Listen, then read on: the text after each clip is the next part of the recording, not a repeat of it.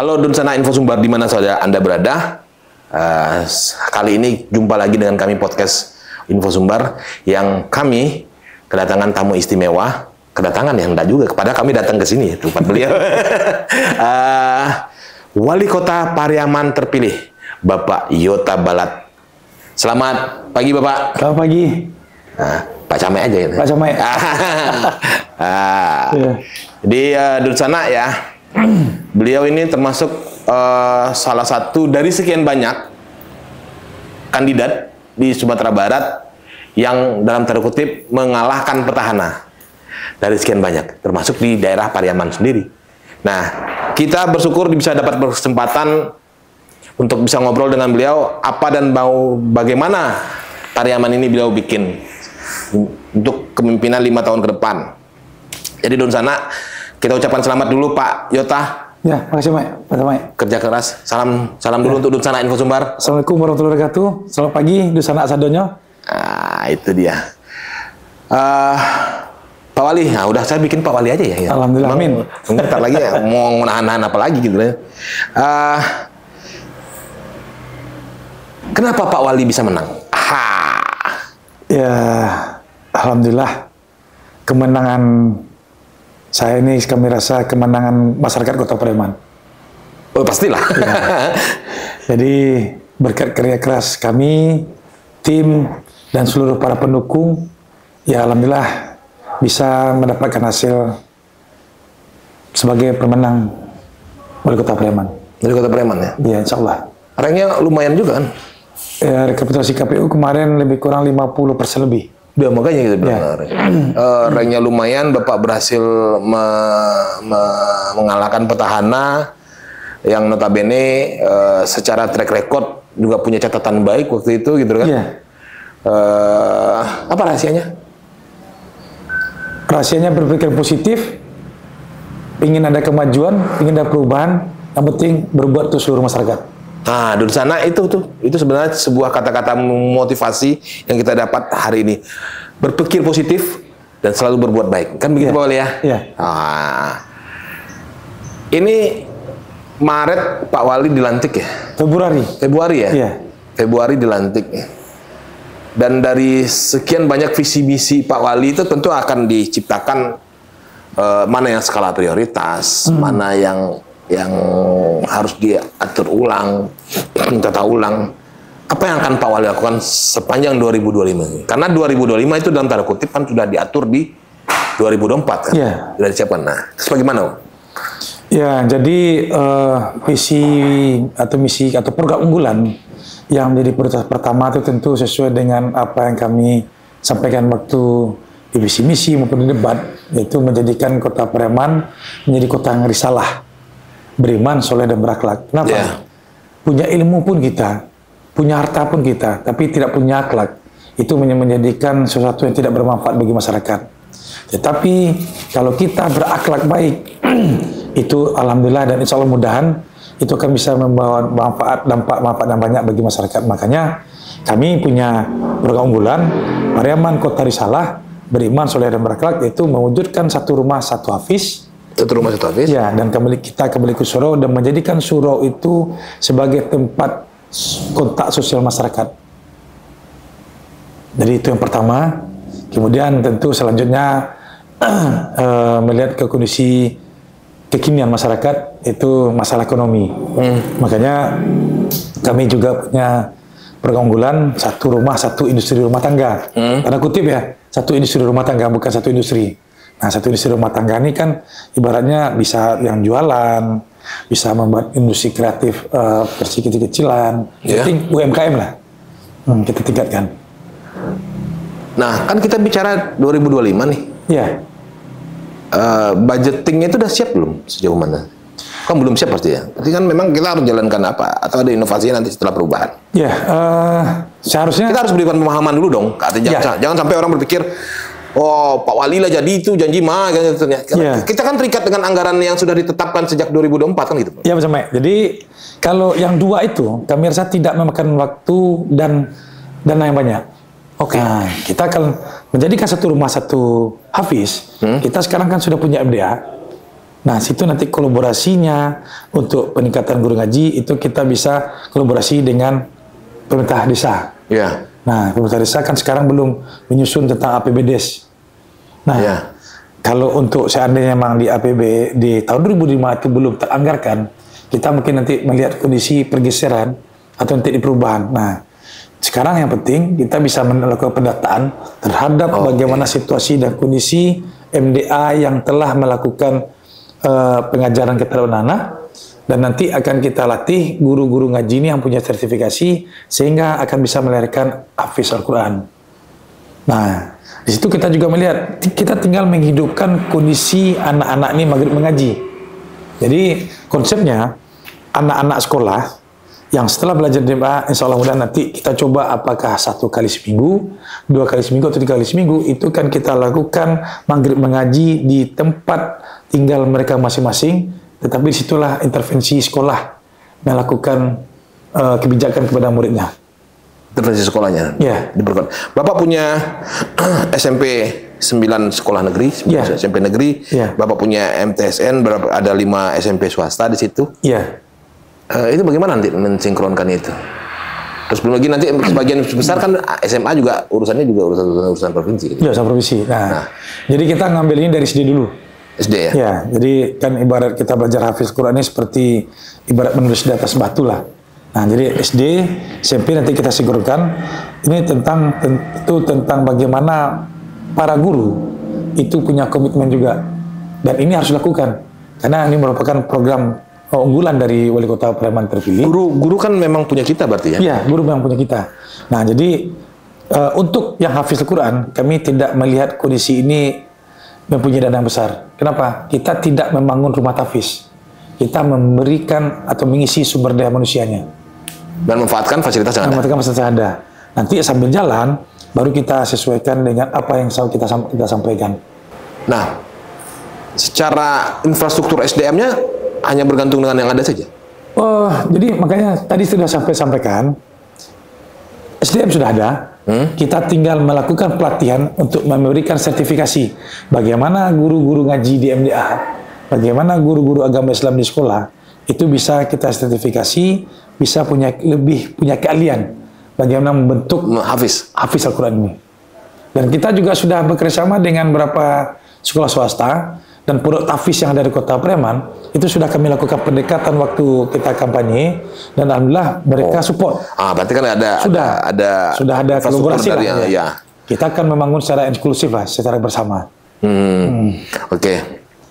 Itu kan pembentukan SDM. Ya. Bentuk anak, pembentukan SDM, membentuk karakter. Ya. Nah, kita bicara soal yang Bapak sebutkan tadi, soal ekonomi. Ya. Nah, sekarang kita ketahui sejauh mana kesiapan Kota Pariaman untuk membangun, Bapak bilang tadi industri kecil, industri rumah tangga itu membangun keberlanjutan usahanya gitu. Ya. Nah, kan gitu kan? Ya. Apakah nanti ada stimulusnya? Apakah nanti ada dorongan atau dibiarkan mereka berkembang sendiri saja? Nanti akan ada stimulus dan dorongan dari pemerintah ya. Nah, itu dia. Ingat itu. Ya. Ingat. Mohon maaf Pak Wali kemarin ada janji lagi. Ingat, catat ya. Itu tugas pemerintah tuh Pak Coba. Ya, oke.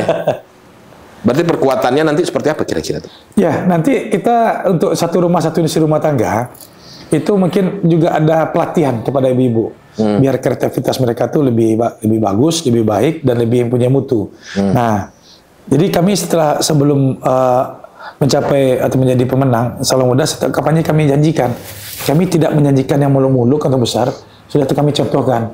Nanti setelah Bapak dan Ibu kami menang, kami akan memberikan bantuan kepada Bapak dan Ibu, terutama bagi keluarga miskin, yang akan memberikan tambahan pendapatan bagi keluarga. Nanti kita latih, sehingga apa yang mereka jual, apa yang mereka buat, itu punya nilai yang lebih baik. Nah, dengan catatan, dorongan atau intervensi pemerintah tentu ada berupa bahan atau barang yang akan dilaksanakan atau dilakukannya nanti. Nah, jadi kami memang tidak menjanjikan uang, tapi kita menjanjikan dalam bentuk usaha mereka. Contoh nanti misalnya ada family atau sanak family kita jualan goreng. Nah, nanti beliau tuh punya etalase yang bagus, nanti kita bantu dengan etalase. Kemudian ada bahan-bahan gorengan yang akan dibuat versi gorengnya secara selama ini tradisional. Mungkin goreng itu nanti akan kita bumbui dengan ada kemasan-kemasan. Kemasan. Nah, itu nanti akan kita latih sesuai dengan minat dan bakat bagi dusa laksana yang ada di Kota Pariaman. Bapak kemarin di kampanye nggak punya program mana ya? Nggak punya program BPJS gratis, sekolah gratis gitu kan? Oh ya, jadi kadang orang latah semua Pak gitu kan? Ya. Kadang-kadang orang bikin program gratis. Emang duitnya dari mana gratis? Nah, jadi yang kesehatan dan pendidikan gratis itu adalah satu kewajiban bagi pemerintah. Jadi nggak perlu dijual-jual lagi sebenarnya? Itu dijual kan selama ini ada isu. Kalau Yota Balat nggak menang, itu hilang. Nah, itu makanya saya sampaikan waktu kampanye, itu program itu adalah suatu kewajiban bagi pemerintah. Nggak perlu disebut pun, ini harus gratis. Makanya, tapi kami tetap membranding, kami sampaikan. Kenapa? Sesuai dengan apa yang kami sampaikan waktu kita melakukan debat pertama. Yota Balat Mulyadi mempunyai visi itu berdasarkan kehidupan sehari-hari. Contoh, Pak Jamai. Siap. Setiap kita jumpa dengan Pak Jamai, pasti saya tanya sehat. Gimana kabar Pak Jamai? Sehat? Sehat. Nah, berarti kita, pemerintah menjamin kesehatan masyarakat. Udah berapa orang anak? 1 atau 2. Kan gitu. Setelah itu kita tanya, sekolah di mana? Nah, berarti pendidikan itu juga merupakan kewajiban pemerintah daerah. Perhatian pemerintah daerah. Setelah itu baru kita tanya, sekolah di mana? Sudah kerja apa belum? Nah, di sini kita selaku pemerintah juga akan melakukan penjaminan terhadap kerja. Kita mencari solusi. Kita melakukan dalam visi misi kami juga kami melakukan pembuatan balai latihan kerja. Bagaimana supaya anak-anak atau anak muda yang potensi untuk bekerja itu bisa melakukan atau melatih bakat dan minatnya. Nah, termasuk juga selain kami melakukan jaminan sosial kesehatan masyarakat, juga kami memberikan jaminan ke tenaga kerja, BPJS tenaga kerja bagi para pelaku atau istilahnya pelaku usaha non formal ya? Bukan, nenek mama cedik pandai ilmu lama. Oh ya? Cedik mama cedik pandai ilmu lama, bundokan doang, pemuda, imam khatib bilal ubayah. Orang-orang yang punya kepentingan membangun di desa masing-masing. Nah, kenapa kita punya program seperti itu? Kita lihat selama ini kalau terjadi hal-hal yang mencelakai mereka atau kecelakaan, BPJS Kesehatan tidak menjamin. Makanya itu kita lakukan penghitungan secara detail dan alhamdulillah kebetulan kami mantan ketua tim TPD dan pasangan kami Mulyadi itu mantan banggar di DPRD. Jadi kita sudah punya hitungan.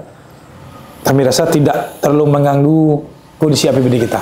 Iya. Ya, makanya kita buat 2 program tambahan itu tenaga kerja selain BPJS Kesehatan. Tapi tidak itu buat semua masyarakat Pak Jamai. Itu bagi pelaku yang untuk membangun desa dan kelurahan masing-masing dulu. Dan nanti kita lihat kondisi APBD, kalau seandainya ini mencukupi bagi seluruh pekerja rentan, nanti kita akan berikan. Oke, siap. Itu kan bagaimana volume APBD, Bapak memanfaatkan volume APBD yang ada, bagaimana pendistribusiannya. Nah, kira-kira PR terbesar untuk Bapak itu apa sih? Dan Bapak mau apakan Pariaman ini? Kan jadi SDM sudah Bapak bangun. Iya. SDM sudah Bapak siapkan. Nah, Bapak itu berpikir nih Pariaman seperti apa? Mau bikin ada kayak Genting Island misalnya kan di mana? Atau seperti apa? Ya. Yang namanya mimpi tentu kita harus mimpi luar dong. biasa. Ya. Tetapi untuk meramaikan Pariaman sesuai dengan visi kami, kita cukup dengan memberikan event ada di bidang. Pak, kita bisa punya banyak event loh Pak. Ya. Kita bisa bikin event Pak. Nanti kita kolaborasi dengan Yahya. Jadi kenapa kita lakukan itu? Dari awal yang risalah itu kami punya cita-cita. Seperti yang disampaikan falsafah di Sumatera Barat. Adat bersarak, sarak seni kita pula. Adat menurun, sarak menaiki. Nah, selama ini Pariaman Raya ini kan terkenal dengan ulamanya Syekh Burhanuddin. Nah, Syekh Burhanuddin inilah yang membawa Islam di Minangkabau. Nah, saya punya pikiran, kenapa di Pariaman ini tidak ada pesantren yang membawa atau punya histori Kota Pariaman ini harusnya punya pesantren lebih hebat dan lebih baik. Nah, kalau pesantren kita tuh baik, banyak orang belajar, itu sudah mendatangkan wisatawan loh Pak Jamai. Nah, makanya gitu kan. Di mananya? Kalau orang belajar 2.000 aja di Kota Pariaman, di pesantren atau 1.000. Tiap minggu akan datang 2.000 orang. Siapa? Orang tuanya. Sanak familinya. Sanak familinya. 2.000, belanja satu hari itu 100.000, berarti Kota Sleman akan ada perputaran ekonomi seminggu 200 juta. Sebulan 800 juta. Setahun 10 miliar. Nah, di situ kita mungkin bisa menambah income berkewitaan bagi masyarakat. Nah, itu dari agama. Kalau dari olahraga, kami rasa sekarang masyarakat sangat banyak dan butuh kegiatan olahraga untuk merefresh pemikiran. Nah, makanya Kota Sleman kami rasa sarana prasarana olahraga cukup banyak. Kayak seperti lapangan tenis, itu kami sudah punya lapangan tenis yang berstandar nasional itu 6 lapangan. Kami rasa di luar Padang cuma Sleman yang punya 6 lapangan. Iya. Kemudian berarti event ya? Event, nah itu salah satunya. Kemudian event olahraga juga kami ingin kembangkan, termasuk nanti event dari kesenian. Event kesenian ya? Ya, jadi kami akan memberikan dorongan juga yang selama ini mungkin bagi tempat kreativitas anak-anak muda. Makanya di visi misi kami punya program unggulan, kami menjadikan Sleman sebagai Sleman Kota Perkasa, tempat pemuda kreatif di Kota Sleman. Nah, di situ nanti mungkin akan kami petakan Gor Rawang, kita jadikan tempat lapangan lari, jogging track ya? Jogging track, ya. Kemudian tempat kesenian, silat dan tradisi Kota Sleman.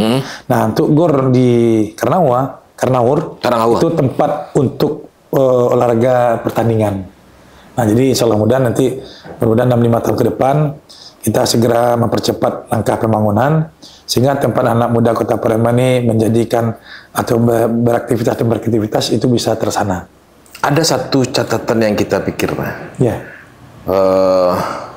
Dalam visi misi Bapak ini, di misi Bapak itu di poin ke-8, mewujudkan kota yang berkelanjutan. Ini agak politis saya dengar nih, agak menarik saya dengar nih. Berkelanjutan kan. Seolah-olah Bapak itu memang leader sejati gitu. Berkelanjutan dan ramah lingkungan dengan mengurangi dampak negatif pembangunan. Berkelanjutan itu maksudnya apa, Pak? Ya, berkelanjutan itu tentu kita tidak boleh memisah-misahkan apa yang diperlukan atau diharapkan bagi masyarakat. Ya. Nah, kami rasa di waktu kampanye kami sampaikan apa yang bagus, apa yang baik, dan apa yang dibutuhkan masyarakat kita lanjutkan. Luar biasa. Ya. Fair. Ya. Jadi nggak perlu selalu marah. Oh, ada dulu mau nggak ada. Bagi Pak Wali ada yang bagus, lanjut. Ya. Kemudian pembangunan itu tentu punya dampak yang harus punya berdampak lingkungan. Kenapa? Sekarang kita kan perlu mengkaji apapun terhadap pembangunan karena kalau lingkungan rusak itu kan merusak ekosistem yang lain. Makanya kita apapun bentuk pembangunan fisik Kota Sleman tentu kita akan melakukan analisa terhadap dampaknya. Nah, termasuk dengan kita melestarikan bakau. Bakau, yes. Kita lestarikan karena di Kota Sleman ada lebih kurang 3 titik bakau yang ada di Kota Sleman. Nah, bakau ini kan bagus untuk ini, Pak Cemai, menghilangkan atau menumbuhkan oksigen. Karena satu batang bakau itu kalau nggak salah lumayan besar untuk... Ada volumenya itu? Iya, ada volumenya, saya kurang hafal juga. Tapi itu bisa untuk menghilangkan dampak emisi karbon di Kota Sleman ini. Nah, jadi itu kan kita lestarikan termasuk terhadap kondisi konservasi kayak penyu. Nah, selama ini kan Kota Sleman termasuk pemasok telur penyu juga. Nah, nanti kita akan edukasi lagi kepada masyarakat bagaimana ini penyu ini bisa menjadi lebih banyak berkembang biak di Kota Sleman. Dan kami lihat potensi di pantai ini sekali setahun tuh ada perintasan lumba-lumba. Nah, ini perlu kita kaji lagi nih. Berarti Bapak ini memang Bapak Wali ini memang berpikirnya event gitu. Karena event karena bagi beliau event people coming gitu, orang datang, orang belanja dan akhirnya berdampak kepada daerahnya. Saya pertanyaannya sederhana saja. Pertumbuhan ekonomi Kota Sleman ini terukur nggak? Ya, pertumbuhan ekonomi Sleman ini cukup terukur juga dengan kalau nggak salah 66 apa ya? 6%? Ya, lumayan. Jadi nanti kita kaji ulang dan kita akan membandingkan setiap tahun nantinya. Bagaimana nanti pertumbuhan ekonomi masyarakat di Kota Sleman ini bisa lebih baik ke depan. Nah, Bapak melihat event menjadi salah satu kunci untuk meningkatkan perputaran uang. Kemudian ada pendidikan juga. Bapak pikir pendidikan religinya untuk meningkatkan dan itu kan bersinkron dengan visi misi yang Bapak yang Bapak sebut tadi Pak Risalah ya. Nah, ke depan itu kita bicara 5 tahun ini. 5 tahun. Itu nanti akan diukurnya seperti apa tuh 5 tahunnya nanti? Capainya kan setiap tahun sudah Bapak evaluasi nih.